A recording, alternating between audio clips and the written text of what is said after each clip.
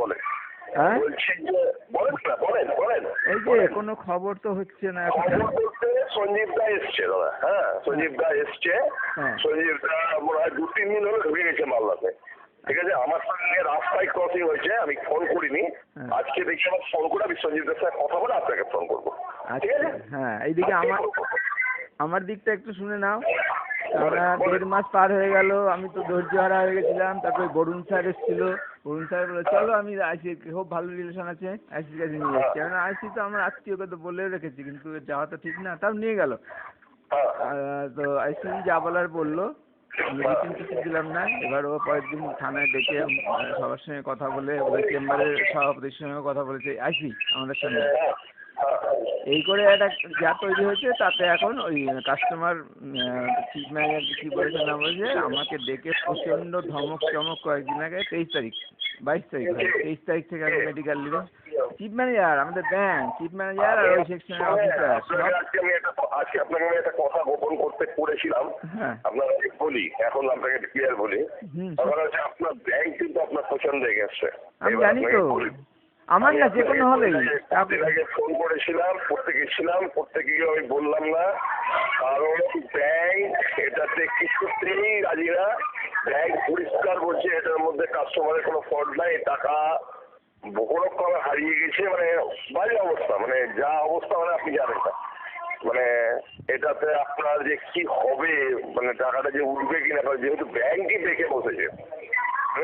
এবার টাকাটা তো ওঠা দূরের কথা, আমাকে আক্রমণ করছে, আমাকে ভয় দেখাচ্ছে, অ্যাকশন দিবে এই করে, ওখানে গেলে আপনার গ্রস মিসকন্ডাক্ট এইসব। তার ফলে আমি অসুস্থ হয়ে বাড়িতে এখন ছুটি নিয়ে বসে আছি, এই অবস্থা। শোনেন, আমি ঘটনাটা জেনে আপনাকে ফোন করতাম যে এরকম ঘটনা কিন্তু ঘটেছে। আপনাকে ব্যাংক পরিষ্কার বলছে কাস্টমারের কোনো ফল্ট নেই, কোনো ফল্ট নেই। এটা টাকা মানে ওখানে মানে মিসিং হয়েছে, ব্যাংক এটা বিশ্বাসই করছে না। মানে কাস্টমার আমি ঠিক মতো যতটুকু করেছি তাতে আমার কাছে খুবই খারাপ রিপোর্ট দিচ্ছে। মানে যেটুকু করতে গেলে তাদের ব্যাংকই তো পুরো উল্টে আছে, একদম পুরো উল্টে আছে। আর আমার তো হাত পা বাঁধা, ভয় দেখাচ্ছে। কারণ নিয়মটা আমি জানি, এটা ঠিকই নিয়ম, অ্যাকশন ব্যাংকেরই নেওয়ার কথা।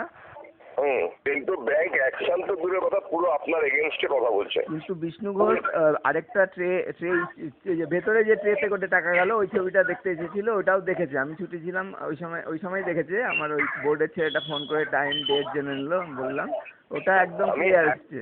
আমি একটা জিনিস অবাক হয়ে যাচ্ছি যে ব্যাংক কেন এটাতে জিনিসটাকে চাপা দিতে চাইছে, এটা আমার মাথায় ঢুকছে না কিছুতেই। এটাই আমার ব্রেনে ঢুকছে না। আপনাকে আমি বলবো না, হ্যাঁ, কিন্তু ব্যাপারটা ব্যাংক খুবই খারাপ অবস্থায় মানে আছে আপনার পিছনে, মানে এটা পুরোটাই আপনার ক্ষতি করার জন্য এই জিনিসটা মানে জিনিসটা পুরো চেপে দেওয়া হয়। মানে এই হচ্ছে ব্যাংকের। এই ক্ষেত্রে সঞ্জীব দা এসছে, দেখি সঞ্জীবদের সঙ্গে একবার বসি, আমি সঞ্জীব দাকে দিই, মানে বুঝিয়ে বাজিয়ে। এখন ব্যাংকের দিক থেকে যদি একটু প্রেশারটা থাকতো না, টাকাটা পেতে কিছু অসুবিধা হবে না, কিন্তু ব্যাংক একদম উল্টো লাইনের কথা বলছে। কেউ বুঝি করছে না, ইউনিয়নও চুপচাপ বসে আছে, কি মুশকিল বুঝতে পারছি না। সবাই পুরো ডেট এগেন্সট এটার ব্যাপারে।